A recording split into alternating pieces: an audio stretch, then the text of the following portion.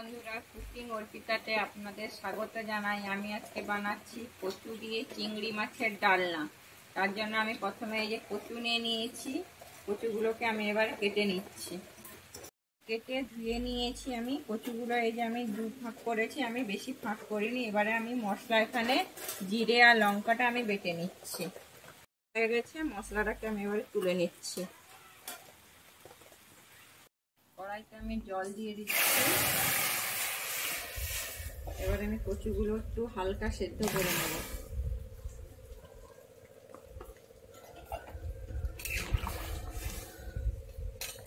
এবার আমি একটু চাপা দিয়ে দিচ্ছি।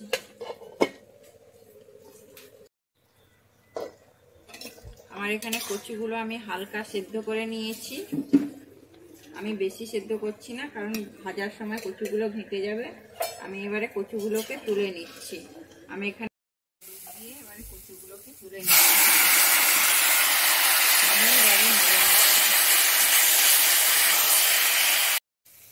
আমার কচুটা ভাজা হয়ে গেছে, আমি এবারে কচুটাকে তুলে নিচ্ছি।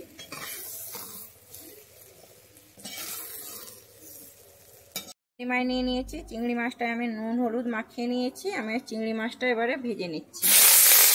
চিংড়ি মাছটা আমি হালকা করেই ভেজে নেবো, বেশি কড়া করে ভাজবো না।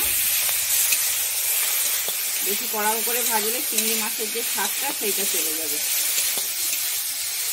এবারে আমি চিংড়ি মাছটা তুলে নিচ্ছি। আমি এবারে দিয়ে দিচ্ছি 5 ফোড়ন, এবার চেরা কাঁচা লঙ্কা, তারপরে আমি দিয়ে দিচ্ছি টমেটো। এরপরে আমি যে জিরে আর লঙ্কাটা বেটে রেখেছিলাম ওইটা দিয়ে দিচ্ছি। তারপরে আমি দিয়ে দিচ্ছি 1 চামচ ধনে গুঁড়ো। আমি মশলাটাকে খুব ভালো করে ভেজে নিচ্ছি।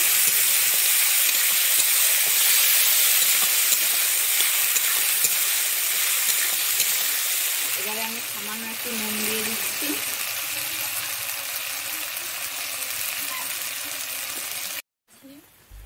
হলুদ দিয়ে দিচ্ছি।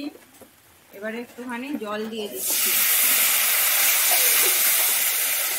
এরপরে দিয়ে দিচ্ছি কচুটাকে আমি ভালোভাবে কষে নেব। যত কষবো কচুটা তত ভালো টেস্ট হবে। এরপরে আমি দিয়ে দিলাম চিংড়ি মাছ।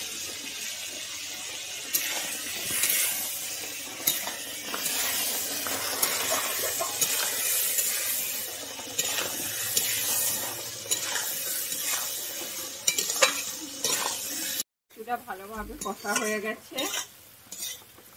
এবারে আমি দিয়ে দিচ্ছি জল। জলটা যে যার পরিমাণ মতো দিবেন। কেউ যদি ঝোল খেতে চান তাহলে বেশি দিতে হবে, মাখো মাখো খেতে চাইলে অল্প পরিমাণে জল দিবেন। আমি দেখে নিচ্ছি আমার কচুটা সেদ্ধ হয়ে গেছে, আমার রান্না হয়ে গেল। এবারে আমি নামিয়ে নিচ্ছি। চিংড়ি মাছ দিয়ে কচুর ডালনা। আপনাদের যদি এই রেসিপিটা ভালো লেগে থাকে তাহলে অবশ্যই লাইক, শেয়ার, কমেন্ট এবং সাবস্ক্রাইব করে দিবেন।